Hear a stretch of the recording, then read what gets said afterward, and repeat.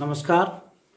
देखिए, आज class 10th में आपको मैं जो पढ़ा रहा हूँ उसमें विज्ञान विषय है। विज्ञान विषय में अध्याय है आपका प्रकाश। प्रकाश के परावर्तन से संबंधित हमने आपको पढ़ा दिया। परावर्तन समतल दर्पण से, परावर्तन गोलीय दर्पण से और उनकी विभिन्न स्थितियों के बारे में आपको बता दिया। अब मैं आपको प्रकाश का अपवर्तन समझाना चाहता हूँ। देखिए, प्रकाश का अपवर्तन क्या होता है। प्रकाश का अपवर्तन, इसको रिफ्रैक्शन ऑफ लाइट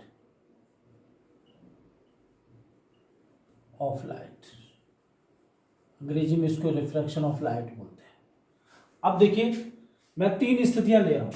एक स्थिति ये है, यहाँ हवा है, ये काल्पनिक अपवर्तक पृष्ठ है, यहाँ पर भी हवा है।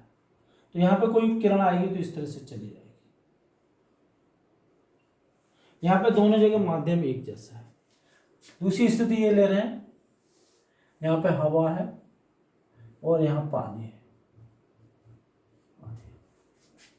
इसमें क्या हो रहा है, ये किरण आ रही है और माध्यम बदल गया। यहाँ पे विरल माध्यम हो गया। विरल माध्यम से मतलब कण दूर दूर होंगे। यहाँ इसकी तुलना में माध्यम सघन हो गया। तो ये देखा जाता है कि ये किरण सीधी न जा करके इसको वैसे सीधा जाना चाहिए था, तो अपने मार्ग से विचलित हो जाती है। ये जो अपवर्तक पृष्ठ है, इस पर जो किरण आपतित हो रही है, इसको बोलते हैं आपतित किरण। पहले माध्यम किरण, और ये कहलाती है अपवर्तित किरण। और इस बिंदु पर जहां घटना होती है उसको बोलते हैं आपतन बिंदु, और ये कहलाता है अभिलंब। इसी तरह से आप दूसरी घटना देखिए, ये अपवर्तक पृष्ठ है, यहाँ कांच है और यहाँ हवा है। यहाँ पे भी माध्यम बदल रहा है, ये सघन है, ये विरल है। यहाँ पे ये किरण आपतित हो रही है। अब क्या हो रहा है, इसको सीधा जाना चाहिए था, लेकिन सीधा न जाकर के ये हो जाता है, अपने मार्ग से थोड़ी सी विचलित हो जाती है। यहाँ पे देखिए, माध्यम एक जैसा है, किरण सीधी जा रही है। यहाँ माध्यम बदला, किरण विचलित हुई। यहाँ पे माध्यम बदला, तब भी किरण विचलित हुई। सिर्फ अंतर यह है कि इसमें विरल से सघन में जा रही है, तो ये अपवर्तित किरण है वो अभिलंब की ओर झुक जा रही है। इसमें क्या हो रहा है, अपवर्तित किरण अभिलंब से दूर हट जा रही है। तो इससे ये स्पष्ट हो रहा है कि जब भी माध्यम बदलेगा तो किरण अपने मार्ग से विचलित हो जाएगी। माध्यम नहीं बदलेगा तो किरण अपने मार्ग से विचलित नहीं होगी। यहाँ पे विचलित हो रही है, यहाँ पे विचलित हो रही है, लेकिन यहाँ पे विचलित नहीं हो रही है। जब यहाँ पे विचलित नहीं हो रही है तो इसका मतलब यह है कि यहाँ अपवर्तन की घटना नहीं हो रही है। यहाँ पे अपवर्तन की घटना हो रही है और यहाँ पे अपवर्तन की घटना हो रही है। तो अपवर्तन की घटना का मतलब क्या हुआ कि जब कोई प्रकाश की किरण किसी एक माध्यम से दूसरे माध्यम में जाती है, माध्यम बदलता है, तो वह अपने मार्ग से विचलित हो जाती है। इस घटना को प्रकाश का अपवर्तन कहते हैं। और जब विरल से सघन में जाती है तो अपवर्तित किरण अभिलंब की ओर झुक जाती है, और जब सघन से विरल में जाती है तो अपवर्तित किरण अभिलंब से दूर हट जाती है। अब देखिए, इसमें कुछ चीजें जानने वाली हैं कि जब भी कोई किरण एक माध्यम से दूसरे माध्यम में जाएगी तो उसका वेग बदलेगा। हवा में वेग सबसे अधिक होता है, हवा की अपेक्षा पानी में जाएगी, कांच में जाएगी तो उसका वेग कम हो जाएगा। तो अपवर्तन की घटना में प्रकाश का वेग कम हो जाता है, तरंगदैर्घ्य परिवर्तित हो जाता है, वेग परिवर्तित होता है, तरंगदैर्घ्य परिवर्तित होता है, लेकिन आवृत्ति अपरिवर्तित रहती है। तो अपवर्तन की घटना का मुख्य कारण आपका वेग का बदलना है, वेग और तरंगदैर्घ्य का बदलना है, न कि आवृत्ति का बदलना है। अब देखिए जैसे हमने प्रकाश के परावर्तन के नियम बताए थे, इसी तरह से प्रकाश के अपवर्तन के नियम, दोनों दो नियम हैं, दोनों ही नियम इंपॉर्टेंट हैं। दूसरा नियम को हम स्नेल के नियम से भी जानते हैं। तो अब मैं आपको बताना चाहूंगा प्रकाश के अपवर्तन के नियम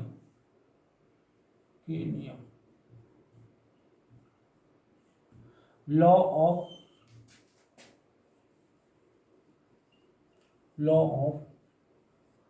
रिफ्रैक्शन ऑफ लाइट।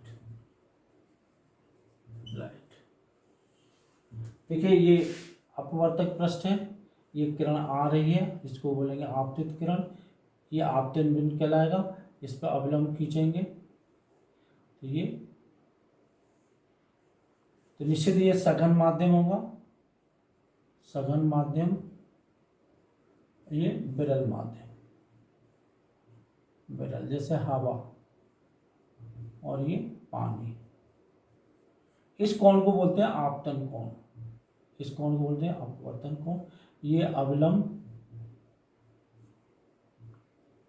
ये आपतित किरण,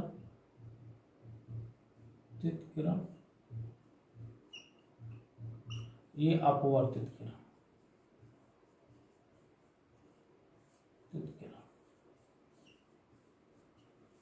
तो इसमें देखिए प्रथम नियम क्या है। प्रथम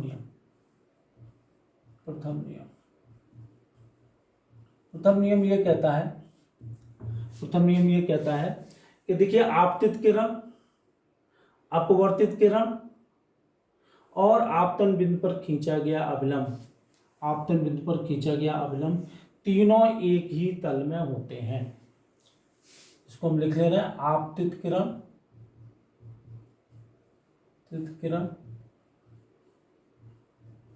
अपवर्तित किरण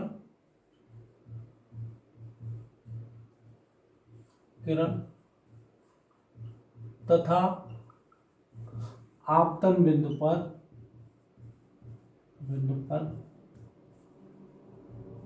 खींचा गया अवलंब,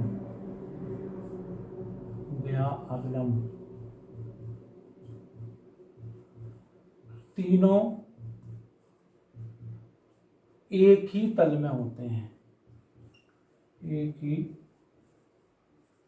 तल में होते हैं, इसका मतलब थोड़ा समझ लीजिए। देखिए ये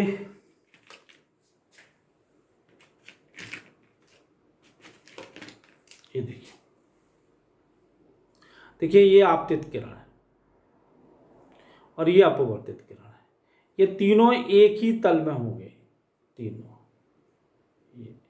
इनसे तीनों एक ही तल में होंगे। एक ही तल का मतलब होता है जैसे मेरी उंगलियां हैं, अगर मैं यूँ कहूँ तो ये एक तल में नहीं है, अगर मैं यूँ लें तो ये तीनों एक ही तल में है। ये मेरी सभी उंगलियां एक ही तल में, इनसे एक तल गुजरता है, तो तीनों एक ही तल में होते हैं। अब बात आती है द्वितीय नियम। द्वितीय नियम क्या कहता है? द्वितीय नियम जिसे हम स्नेल का नियम भी बोलते हैं, स्नेल का नियम। ये क्या कहता है? ये कहता है कि आपतन कोण की ज्या और अपवर्तन कोण की ज्या में एक निश्चित अनुपात होता है। यहाँ पे जो आई है वो कहलाता है आपतन कोण की ज्या,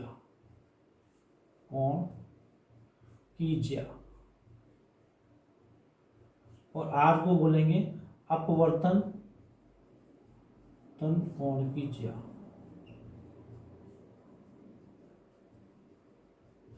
दोनों में एक निश्चित अनुपात होता है। आपतन कोण की ज्या, आपतन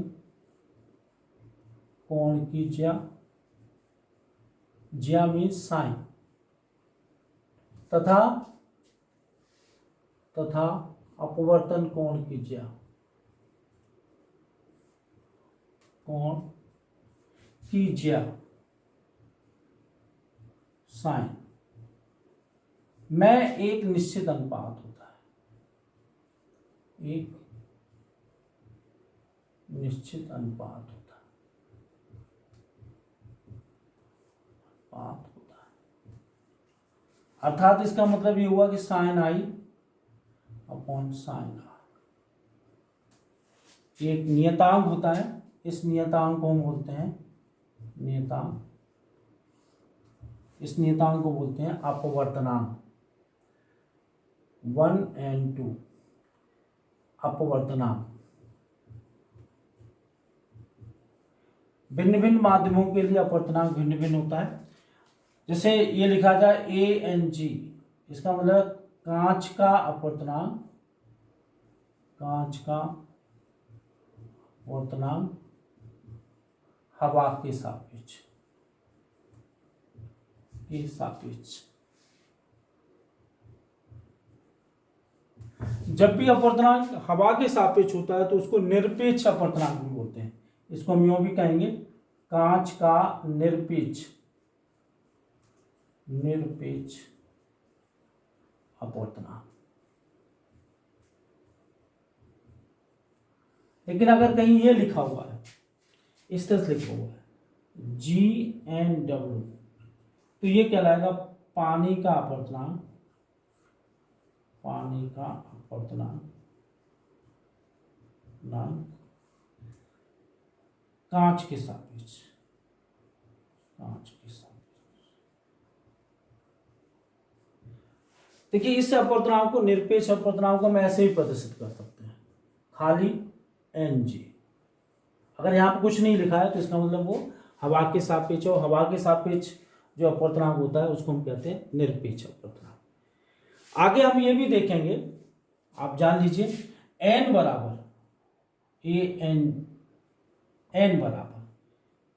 n बराबर ये होता है C अपॉन B। C क्या है? प्रकाश का वेग। C है हमारा प्रकाश का वेग हवा में, प्रकाश का वेग हवा में,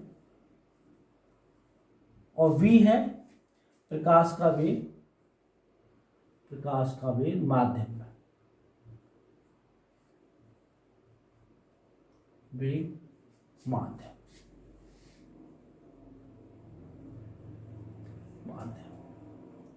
यहाँ पे एक नई राशि आई अपवर्तनांक। इसका कोई मात्रक नहीं होता, विमाहीन राशि है, अदिश राशि है, और ये भिन्न भिन्न माध्यमों के लिए भिन्न भिन्न होती है।